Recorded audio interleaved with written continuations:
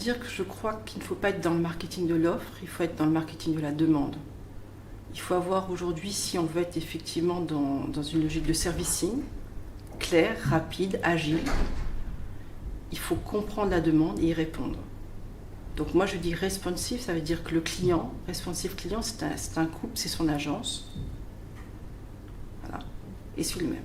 Qu'est-ce qui se passe? Je dis une seule personne qui a un point de contact et qui écoute le brief de l'annonceur, sa question, sa problématique, qui connaît l'expertise de son secteur, on l'écoute et on répond. Et une seule personne qui traite toute la chaîne de valeur, jusqu'à la concrétisation de l'achat en agence média. Être responsive, c'est vraiment passer de ce marketing de l'offre. Avant, on disait voilà qui nous sommes, voilà nos produits, en print, en digital, en télévision. Je crois qu'aujourd'hui, il faut être dans le marketing de la réponse.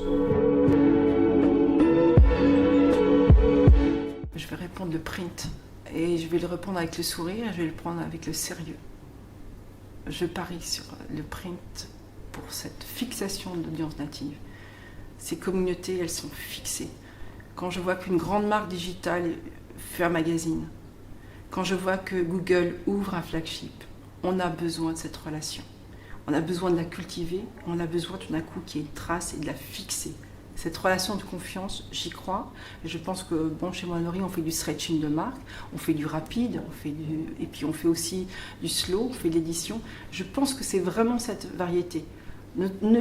N'allons pas sur une logique de rupture, allons sur une logique vraiment ayant l'ambition de se dire qu'on a des assets de marque extrêmement fortes et qu'il faut l'ADN, c'est le début comme ça, il y a un A le début de l'alphabet, c'est ce qu'on sait faire et c'est vraiment cette relation extrêmement forte. Et donc je parie sur l'idée que le print va changer dans ses contours, dans ses contenus.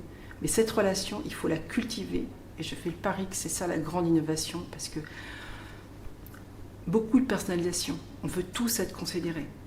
Voilà. Mais on sera considéré dans un cercle, dans une communauté, avec un support print, presse magazine, qui vient fixer et vraiment qui est ce mode d'emploi de la personnalisation. Voilà. La contextualisation, demain, on a beaucoup de tuyaux, mais la contextualisation, croyez-moi, une bonne contextualisation bien brandée, elle a de l'avenir.